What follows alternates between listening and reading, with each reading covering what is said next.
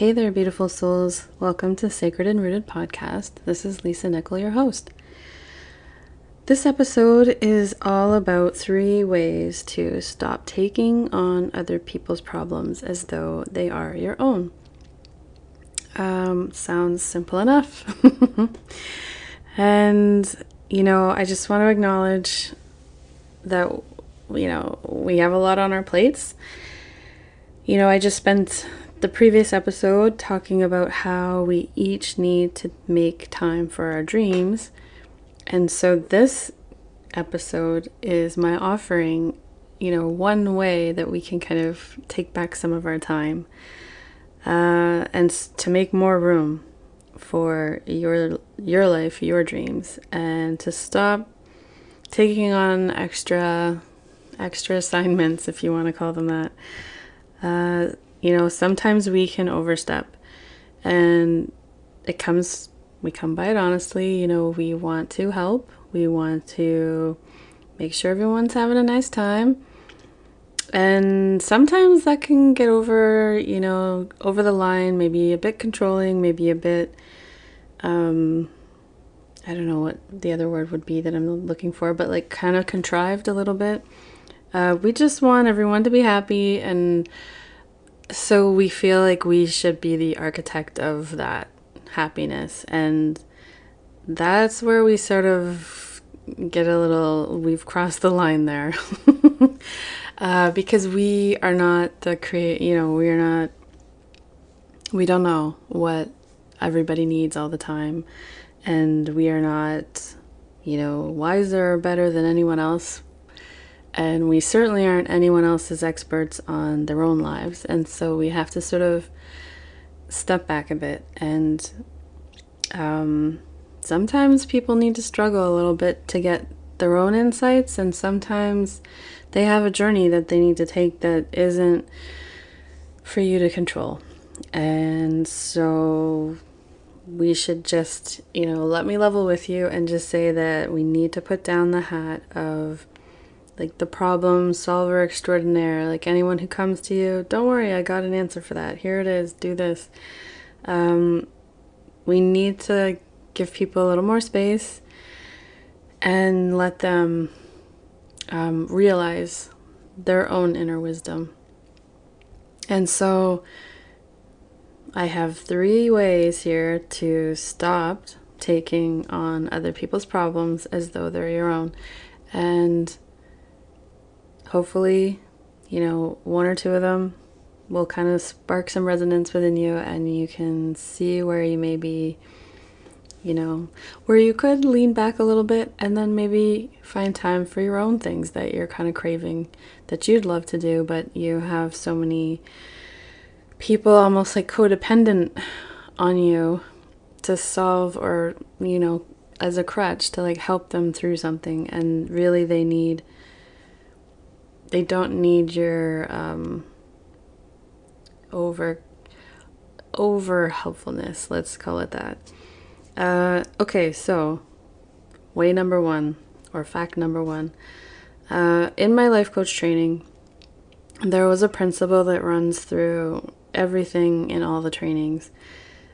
And it's this: everyone is creative, resourceful, and whole. And so it's basically acknowledging the fact that when people given an opportunity, they can come up with a genius idea on what to do next with their life, or how to go about solving a problem. But given the opportunity. So that's where this whole like perspective change shift needs to happen, where we can be there for someone, hear them, listen to them, but like really respond to them in a way that like fosters their own inner research and resourcefulness and wisdom, and not just like, oh, this is what I would do, here you go. Good luck with that. We want people to become able to solve their own problems. And so with kids and even adults, like we can ask really great questions, open-ended questions that make them kind of think about something differently, or more deeper, but we're not just, here's the solution to your problem, try it, because that's what I think you should do, basically. And so this is like sort of a foundational principle that when you have it seeped and marinated into your system and you embody it, then you will notice that you're stepping back from being like so quick with solutions for people. And I am like the first one to acknowledge that I am. I am a problem solver. I mean, I'm a structural engineer, so there's a lot of problem solving that goes on there. But I'm also a mom, and I understand that my kids are, they'll take the solution that you give them and try it out because they have a certain amount of respect and appreciation that they don't know the answer, and here you have an answer, so maybe that is the answer.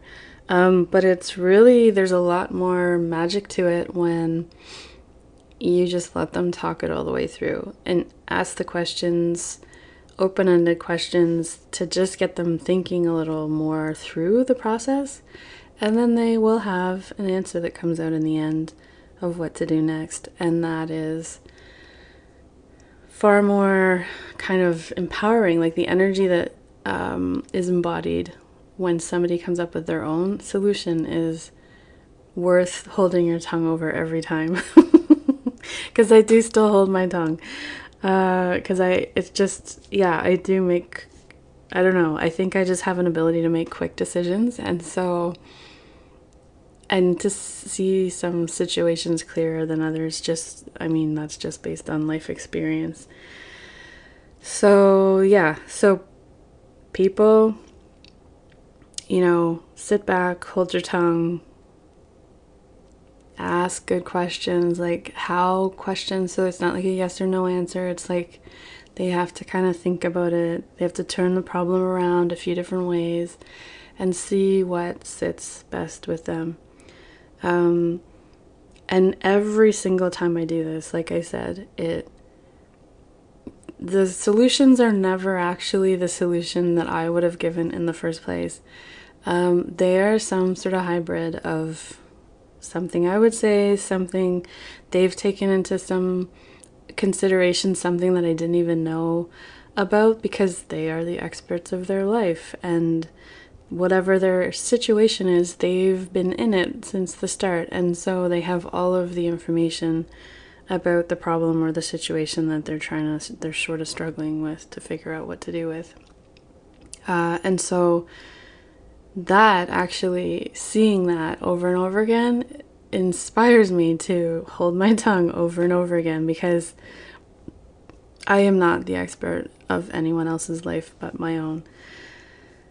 And so, and the soul and the lightness that people feel when it's like, okay, this is what I'm going to do next. And they've come up with it and they've thought about it, and it's like their own tailored solution. It's awesome and empowering, and they know from that process that they can do it again and again and again. And so they've now got the confidence to go and not feel like they have a problem and like, oh my God, I can't figure it out. It's like, this is so much. I can't figure it out. I don't know what to do. They have just the wisdom now to know, okay, I'll sit with this. I'll think about it. I'll ask some people maybe a couple things so I can get some different questions posed to me so that there's different perspectives given to it. But in the end, it's their solution. They get to kind of meditate on it and like figure out that they like it, or whatever the next step is that it resonates with them. And so that is number one, to just fully, completely understand and embody and acknowledge, mind, body, and soul, that everybody is their own best expert. And we are here to help people, of course. but we want to empower them. We don't want to just like slam an answer on top of their heads and say, all right, next. That's good. All right. And so the second point is, is that of course we can still empathize and we can be there. You can be there for your person, whoever it is that's coming to you. Women are extremely loving people, and we want to help. We want to help more than probably is good for ourselves, but that's just our natural way of being. But once you embody the first point, then it's easier to sort of empathize and be there for your person without really getting tied up in without becoming like intermixing yourself within the whole situation. The only thing to do is to be, like capital B-E, with your person who's come to you. To listen without offering opinion. Just listen. And I swear to God, you leave space. Like, just let sentences drift off. Let there be silence between conversational bits. Like, the more space that you leave between something somebody says and a response maybe that you want to give, there'll be more that comes out of them. And it may not have come out of them if you just jumped right back in and immediately responded with something. To just really allow the space, literal space, between thoughts that this person is having, so that they can then have a secondary thought on something maybe they are shy to say, but they wouldn't say it if, there was an immediate response to something they said earlier. But if you just let the sentence hang in silence, they keep talking. And that's where the juiciest parts come, I find. And so just listen without offering an opinion. It can just be like, yeah, whatever you want to say. Tell me more. How did that make you feel? Just like leading questions that gets them into a deeper state of exploration of themselves.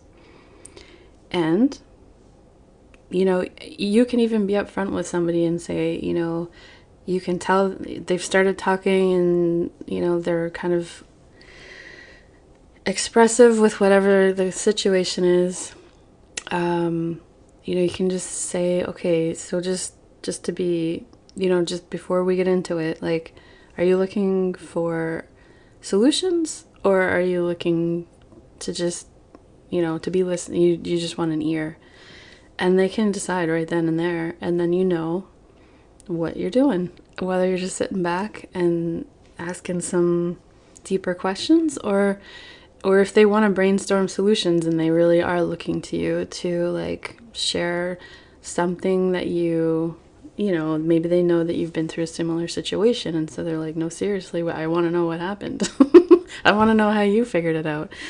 But to be upfront with it. So, this happens all the time in my relationship, especially with my partner, because we are both problem solvers, and so it goes both ways. And where somebody's just complaining about something at work or a situation that happened during the day, and it's like, oh well, maybe you could do this or you could do that, and it just kind of puts a damper on the whole thing, because a lot of times, especially from my end at least, like, I'm not looking for solutions, because I know that I can find my own solutions. I have no problem with that. But I do like to just talk about it and share it. And so it's not just sitting in my head going around and around. But it's almost like I want the deeper questions asked. I don't want just the like, oh, well, like, that guy's an asshole, or I can't believe that happened to you. Like, wow, that's shitty. It's just, I just want an ear. I don't want all the opinions and the judgments and the like, do just do this, or why did you let, whatever. And so when that happens to me, then I'm always like, okay, I definitely need to double and triple check myself and make sure that I am not doing it to other people, because it's extremely not what I'm looking for usually. And so that's number 2. It's just super, super frankly, when someone comes to you, are you looking to brainstorm solutions, or are you looking for an ear? They can decide, and then there you go. Oh, you're away to the races. And as a parent, especially, this can be tricky if you see that your child is kind of, they're gonna try maybe a solution that you wouldn't have thought was such a hot idea. And sometimes you can express your wisdom to them, and they may not want to take it, and that is their own prerogative. And obviously, unless it's life or death or some kind of health thing where you're like, holy shit, this is not going to be good. But if it's just like how to deal with, a friend, an argument with a friend, or how to like deal with a teacher or something else, like, let them try it out, and it's not the end of the world, whatever happens, right? And so just, it's all information for them to use at a later date. And so part of it is like, not everything can be learned from somebody else's experience. Sometimes it needs to be, you got to try something yourself and then see, oh yeah, that didn't really land well at all, so I'm not gonna probably try that one again or do that again. But yes, for us, we're trying to empower the person, whoever is coming to us. We want their highest good. We want, we all want the best for people, and we just have to come to the humble fact that we do not know what is the best for everyone in every situation. And so to be open to their own exploration and their own discoveries. And so that's number 2. And the third way to really, to really just stop taking other people's problems on as your own is to just be, you do you, as they say. And you bring your soul into your life, and you're enjoying life, and you're loving your stuff, and you're open to opportunities, and you're just like enjoying your days. And people will gravitate towards that, and they won't know probably what you're doing differently or why they're gravitating to you. Maybe they just might be like, you seem like you're really enjoying yourself, or you seem happier, or you seem like different somehow in a good way, kind of something like that. And it's because their soul is looking for that energy, and it's like you're vibrating at a level they want to vibrate at, and so they're attracted. And this literally is the best chance you have of changing changing the way people do things in their own life. And so instead of sort of, it's far more subtle, and you maybe probably need some patience, but it's really a way more effective way of impacting change in other people than if you were just going to sit there and say, listen, I need you to do this, and I need you to do that, and I don't want you to do this anymore, and da da da da.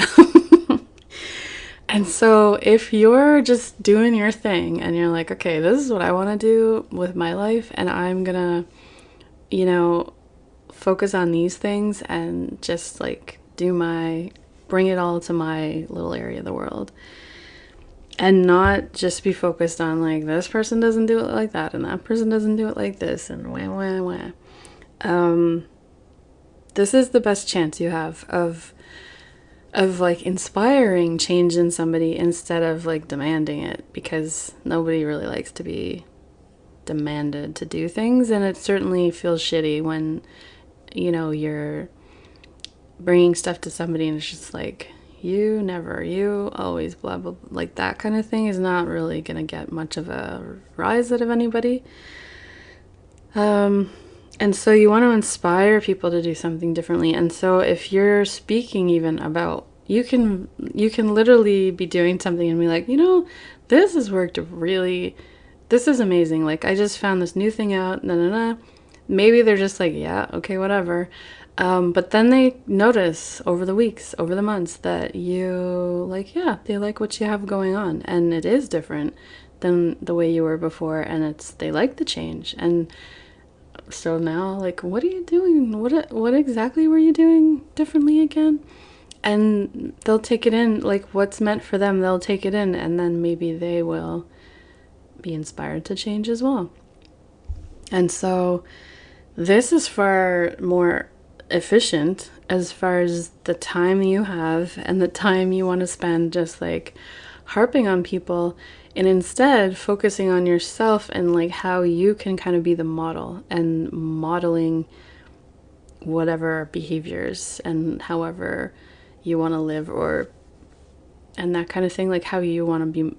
If you're modeling the behavior that you're looking for in other people, then that will actually could inspire other people. It's not guaranteed, but it is certainly far better and more effective at change than, just sitting down and, I guess we used to say out the East Coast, like ragging on people. I don't know, that was a high school word. It was a terrible word, actually. Now that I think about it, I'm glad I don't continue to say it. But for some reason, that popped into my head right now. Because it's just like nagging, like just the naggy part. Like even whether you're a mom, whether you've got whatever relationships you're in, like it's just, you don't want to be the one that's just always like, I think this should be done like this. Because it's like really, you're not like I've said before, nobody's the genius of anybody else. But certainly I've had friends, I've had coworkers that, in different aspects of my life, different times in my life, where it's like, what are you doing differently? Because it looks like you're just shining different, or it seems totally different. And then they'll smile and they'll be like, well, it's either, who knows what, it can be anything from like a health food thing or more different exercise or some kind of book they read. Like it could be anything, but it's fascinating to see what puts all the pieces together for people to make a change. I think that's absolutely fascinating. So, and this third point is something that you don't have to spend any time doing anything for anybody else. You are just spending time doing something for you. You're watering your own garden. You are giving from your own wellspring. Like it's a win-win because you get time to do your thing, and then people notice like, wow. Because imagine, I always think about this in respect to my kids mostly, but if I think back like the past month, say, or the past year or whatever it is, how do I think my kids view me? And who knows, because I've never actually asked them directly. But like, would I think that they think that I'm having a great time, or would they think, like, how do I think my personality, my attitude around everything has been? And so if you are just in your, doing whatever your soul is craving to do, it's going to make you happier. You're going to smile more. You're going to feel more like, wow, this is actually way more fun than, just going to work, making dinner, going to bed again and again and again, and then driving everybody around all evening and whatever. So you've got to put some, you've got to water your own garden. It's spring here, so I'm doing a lot of gardening. So here come the garden references. But just like you gotta give yourself, pour some magic on yourself every like little bits during the day, or like in the morning before you really start the day, just so that you feel like, okay, like I've got my own thing kind of, I've got some time for my own thing, and now I have time to do whatever the responsibilities are, whatever other people need me to do. And that will inspire others. And because your kids, especially, if not your coworkers, everyone you're around, like we co-regulate people with our energies. And so you want to be mindful of the energy that you're giving off and how that is kind of interwoven with other people's energies and moods. And so we can be the leaders in that, and that'll be wonderful. So overall, just to summarize, let's say, the 3 ways to stop taking on other people's problems as though they're your own. Number 1, just to really, really marinate in the fact that everyone is their own best expert. Everyone is creative, resourceful, and whole.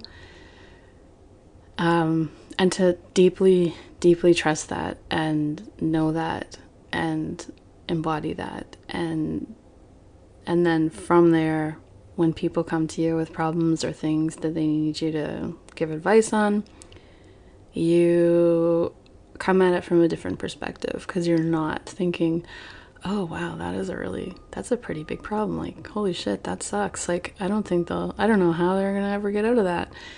And then you're sort of like trying to save them almost, and nobody needs to be saved. They need to be empowered. And so number 2 is that we can still empathize, we can still, hold space. Listening to people is like almost like one of the friggin' most magical things you can do for somebody, because we don't listen enough to people, and everybody is craving to be seen and heard and to like really be accepted. And so one major thing you can do that is like so healing in its own way is to just literally listen, not judge, not snap to a solution with them.